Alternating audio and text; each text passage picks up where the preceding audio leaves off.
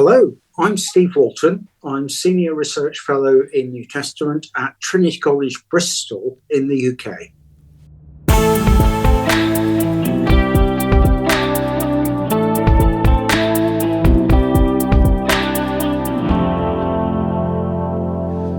Dr. Steve Walton. Steve, great to have you back here on Exegetically Speaking.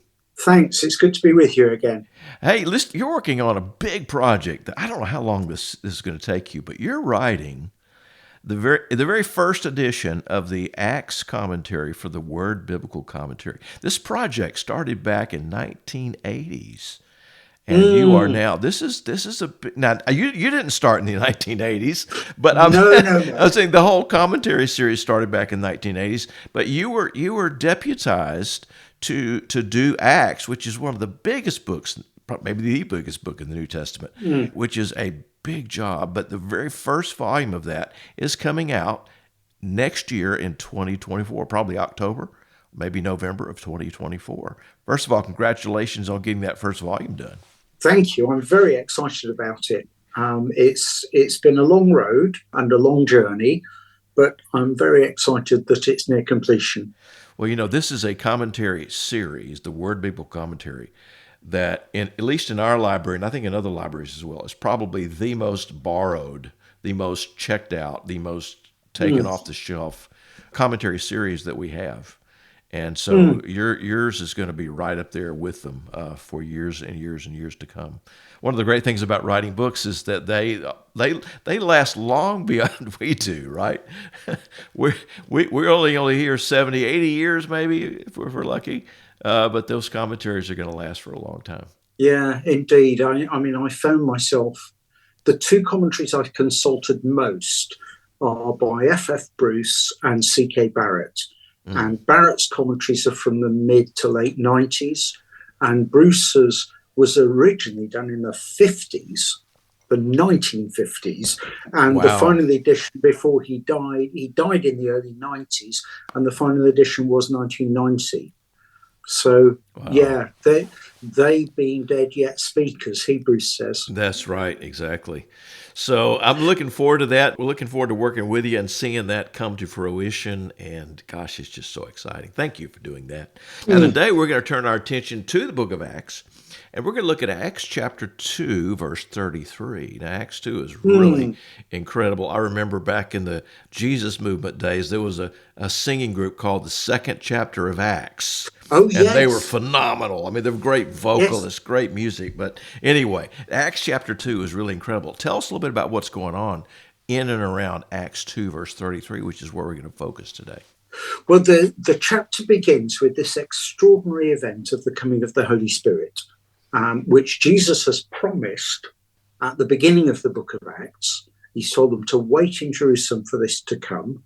And they speak in languages they've never learned.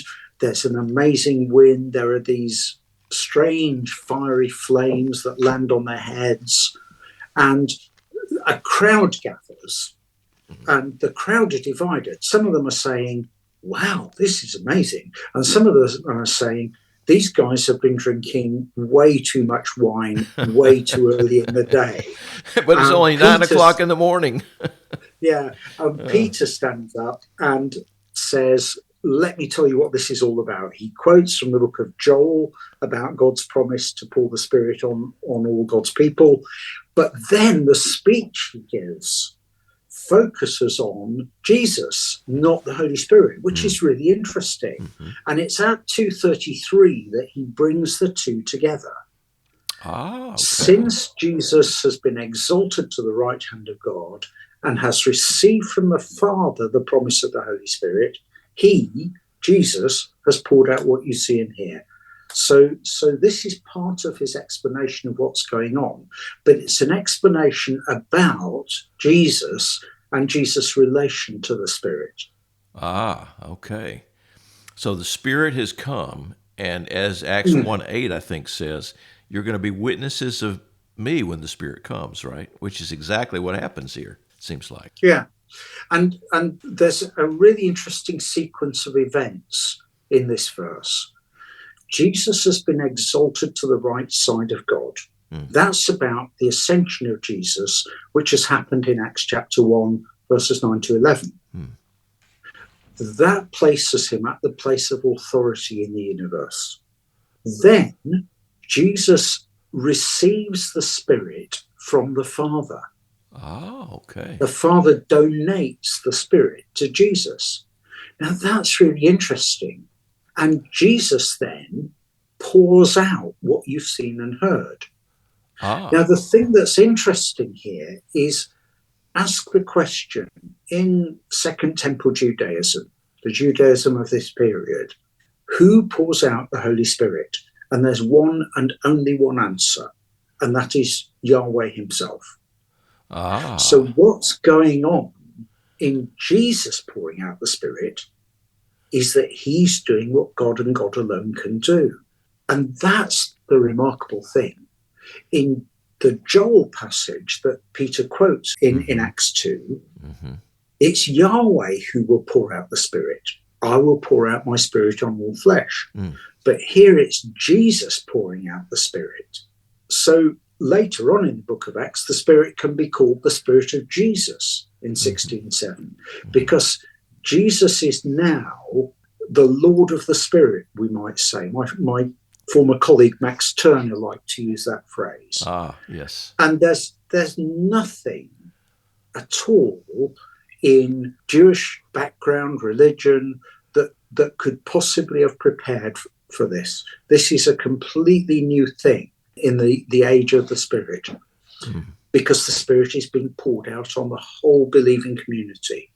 Now that's really remarkable, because that explains why in verse 36, Peter can say, God has made this Jesus both Lord and Messiah. Some of the English versions say Christ, which is the Greek version of Messiah. Yes. He's Messiah because he's been raised from the dead, but he's Lord because he now sits at the right side of the Father and pours out the Spirit. If you draw a line between God and creation, Jesus is on the God side of that line. And that is astonishing. Yes. And that explains why the early Christians start to worship him alongside Yahweh. Yeah. That's why Stephen prays to him when he's being stoned to death, because he has understood that you can address this Jesus, this exalted Jesus, as you address God.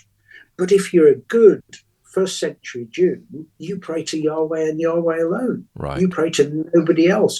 But Stephen, good Jew that he is, now understands that it's appropriate to pray to Jesus. So this is a really, really remarkable verse. And to think that all this is happening, it's at such a pace too.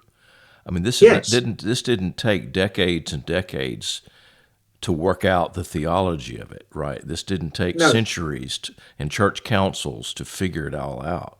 No, it gets formulated later, but it's formulating what's going on. Doug Farrow, who's a Canadian scholar, has this great phrase. He says, news of Jesus' coronation in heaven, which is still hidden from view, has reached earth in the pandemonium of Pentecost. I love that way of putting it. I love that. That's great. So that also means, of course, that Jesus is now not absent from what's going on in Acts. It's not that he's gone to sit at the Father's right side, put his feet up, and that's it. He's still active. Right. And he'll continue to be active, reigning from heaven, pouring out the Spirit. Saul of Tarsus is filled with the Spirit when he's baptized in water in Acts chapter 9. So Jesus is still active by sending the Spirit, but also by engaging with the early Christians himself. And Jesus guided them in that ministry, from, was it Bithynia, as I recall it? He is. I'm trying to think exactly where that is, but he's planning to go one place, and then the Spirit of Jesus, I think, leads him to another place. Right? It's 16:7 where the Spirit's called the Spirit of Jesus. Yeah, and it's the only place in the New Testament where God's guidance is negative, not to go somewhere. Right. Instead of going somewhere, don't go here, but go there. Yeah. Yeah, So interesting. it's really interesting because the Spirit tells them not to evangelize in the province of Asia, which is kind of surprising. Now, Paul does get back to Ephesus. Right, which is Asia later on, and probably Colossae as well, I think, though we don't have any direct evidence of that. Yeah, I'm inclined to think the church in Colossae was founded by somebody who was converted in Ephesus and then went home and planted a church. But Could be. Acts 19:10 says the whole province of Asia heard the word, but there's no mention of Paul leaving Ephesus. Paul himself, that's right. Yeah. Well, this is fascinating discussion here about the role of Jesus and the Spirit coming together in this particular passage, Acts 2:33.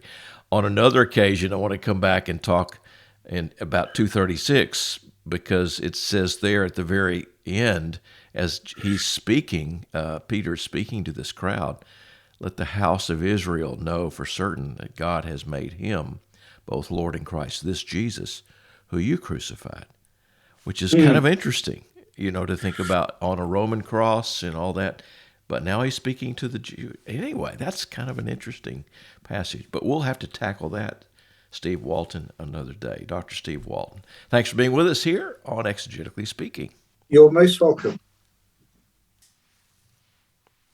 Well, I'd never read that particular text that way before. Thanks to Steve Walton for pointing out that this really is a text that points to Jesus as doing something that only the one true God has the right, the authority to do, and that is to pour out the Spirit, according to Joel chapter 2.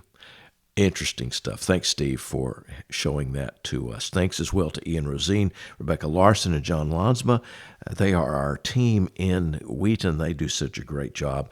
I want to encourage you, if you're listening to this right now, to share it with a friend, to like it, to subscribe to it. It comes your way every Monday morning without fail, except maybe during the holidays. But other than that, it's there every week. And we're so grateful to have this opportunity to talk to such great scholars from all around the world. This is Exegetically Speaking. My name is David Capes, and we want to say thanks for listening.